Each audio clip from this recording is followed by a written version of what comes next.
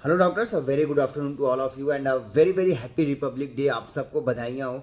आज मैं इस वीडियो के अंदर बात करने वाला हूँ कुछ latest update as well as on the PIL happened in high court of MP high court का क्या ऑर्डर आया है, जो ओरल ऑर्डर था वो क्या था एंड जो रिटन ऑर्डर आया है वो क्या है।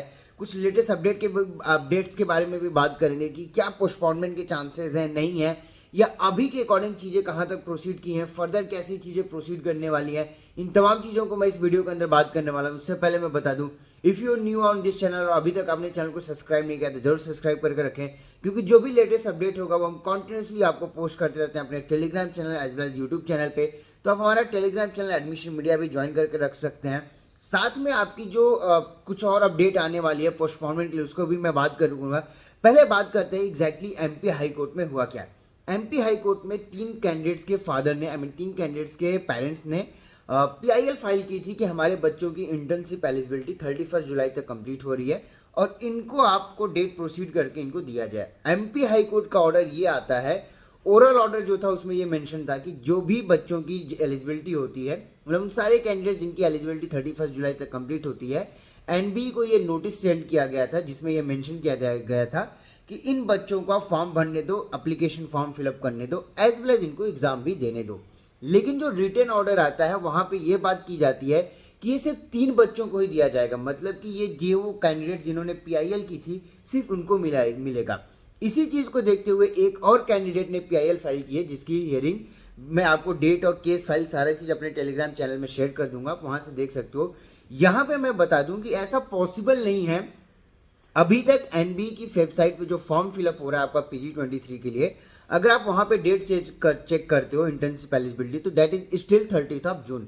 मतलब कि इस ऑर्डर के बाद, इस नोटिस के बाद भी एनएमसी की तरफ से कोई सुप्रीम कोर्ट में नहीं गया है। मतलब कि अगर सुप्रीम कोर्ट में इस चीज़ को PIL फाइल नहीं किया जाता, इस चीज़ के लिए अगेंस्ट ऑर्डर नहीं होता है, तो पॉसिबिलिटीज यही रहेगी कि 31 जुलाई तक सारे कैंडिडेट्स को एलिजिबिलिटी आ जाएगी। सारे कैंडिडेट्स क्यों बोल रहा हूँ ये आप समझना पड़ेगा। MP या ये जो कैंडिडेट्स हैं ये किसी और अलग दुनिया से नहीं आए हैं, इनकी भी MBBS इंडिया में ही हुई है और ये इसी एजुकेशन सिस्टम के पार्ट हैं जिस सिस्टम के आप भी पार्ट हो। तो ऐसा बिल्कुल भी नहीं पॉसिबल है कि सिर्फ तीन कैंडिडेट को ये एलिजिबिलिटी मिल जाए या किसी एक पर्टिकुलर स्टेट को मिल जाए इंडिया के, बाकी सारे स्टेट्स की एलिजिबिलिटी ना, ये बिल्कुल भी पॉसिबल नहीं है। इन केस अगर ऐसा होता है तो अगेन ये सारे स्टेट जैसे कि आपका तेलंगाना, बिहार, पौंडीचेरी, ये जो स्टेट्स हैं ये भी अपने हाई कोर्ट में जाएंगे और दे कम विद द ऑर्डर, जैसा कि हमने NMC बिल के अंदर ऑलरेडी देखा था। तमिलनाडु की तरफ से एक ऑर्डर आया और उसके बाद सारे स्टेट्स के हाई कोर्ट ने सेम ऑर्डर पब्लिश कर दिया। इन केस अगर ऐसा होता है तो आप भी समझते हो कि चीज़ें कैसी होंगी। तो ऐसा बिल्कुल भी पॉसिबल नहीं है कि अगर ये बेनिफिट मिलता है तो सिर्फ पर्टिकुलर किसी बच्चे को मिले या किसी पर्टिकुलर स्टेट को मिले। ये मिलेगा तो इंडिया के सारे कैंडिडेट्स को ये ऑप्शन मिलेगा, ये सारे बच्चों को ऑफर मिलेगा कि वो फॉर्म फिल करें, रजिस्ट्रेशन करें और उसके अकॉर्डिंग अपना एग्जाम दे के अपनी सीटें लें। बात करूं कि अभी तक डेट्स एक्सटेंड नहीं हुए हैं, न तो NMC की तरफ से कोई सुप्रीम कोर्ट गया है।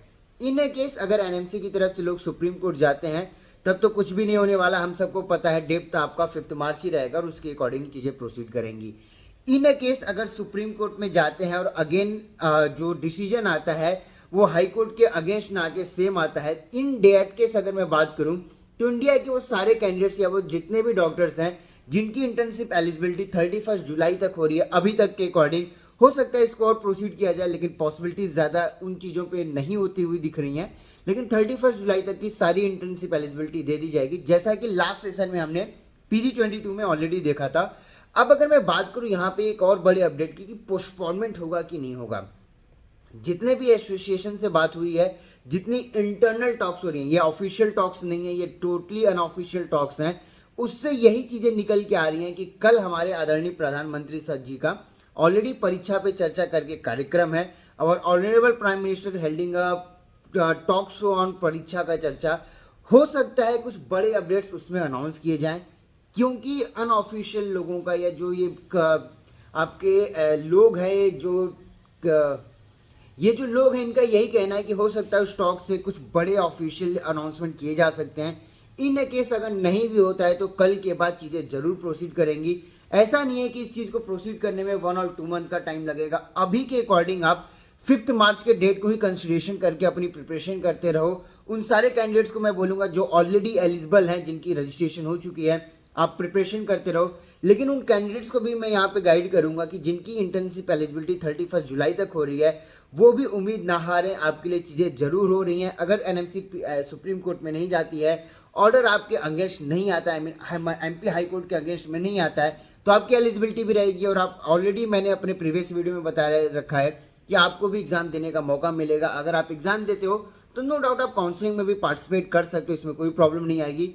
बात करें यहाँ पे पोस्टपोनमेंट के क्या पॉसिबिलिटीज हैं, होगा नहीं होगा, देखिए ऑफिशियल तो नहीं, अनऑफिशियल टॉक से चीज़ें जरूर निकल के आ रही हैं कि पोस्टपोनमेंट की चीज़ें जरूर पॉजिटिव वे में होते हुए दिख रही हैं। लेकिन कितना बड़ा पॉजिटिव मूव होगा या कितने बड़े अनाउंसमेंट होंगे, ये विद इन अ वीक और max to max 10 to 15 days में आपको अनाउंस कर दिया जाएगा। लेकिन अभी के अकॉर्डिंग आप 5 मार्च के डेट को ही लेके चलते रहो। लेकिन मैं यहाँ पे ये बिल्कुल भी नहीं बोलूँगा, ना तो हमारी ये प्रिडिक्शन है कि आपकी पोस्टपोनमेंट हो जाएगा। जो हमें सोर्सेज से इंफॉर्मेशन निकल के आ रही है, जो आपके एसोसिएशन से इंफॉर्मेशन निकल के आ रही है, वो पॉजिटिव वे में जरूर दिख रहा है। अगर चीज़ें एज इट इज़ में प्रोसीड करती रही, कोई इसमें बड़े ट्विस्ट नहीं आते हैं या गवर्नमेंट की तरफ से कुछ बड़े अपडेट्स नहीं आते हैं, तो 100% आपकी चीज़ें होंगी और आपके फेवर में होंगी। लेकिन उससे पहले मैं बता दूं कि 5 मार्च के डेट को ही कंसिडरेशन करके आप पढ़ाई करते रहो, अपने प्रिपरेशन पे फोकस करो, क्योंकि ऑलरेडी आपके पास ज़्यादा टाइम नहीं बचा। You have almost a month. जितना अच्छा प्रिपरेशन होगा, जितने अच्छे रैंक आएंगे, उतनी अच्छी आपको सीटें मिलेंगी, उतने अच्छे ब्रांचेस मिलेंगे। इस बार की काउंसलिंग डिफरेंट रहेगी, इस बार की पेपर भी डिफरेंट रहेगी, क्योंकि this is the official NEET PG 23 last time होने जा रहा है। मतलब it's a farewell of NEET PG 23। तो आप इन चीज़ों के अकॉर्डिंग अपनी प्रिपरेशन कर रखो। बहुत जल्द मैं आपको रैंक वर्सेस कट ऑफ और बाकी चीज़ें भी शेयर करता रहूँगा कि आपके कौन से रैंक पे क्या पॉसिबिलिटीज़ होंगी, कौन से रैंक पे कौन सा ब्रांच मिल सकता है, कॉलेज मिल सकता है। इन तमाम चीज़ों की डिटेल मैं आपको प्रोवाइड करते रहूँगा। लेकिन इसके अलावा अगर आपके कोई और क्वेश्चन है या कोई आपको गाइडेंस चाहिए, तो उसके लिए नीचे दिए व्हाट्सएप नंबर पर आप मुझे कांटेक्ट कर सकते हो, या हमारे Telegram channel as well WhatsApp पे भी आप मुझे कांटेक्ट करके आप क्वेश्चंस कर सकते हो। फिलहाल तो इस वीडियो में इतना है, लेकिन जो भी अपडेट होगा will keep posting you. Thank you so much for watching this video.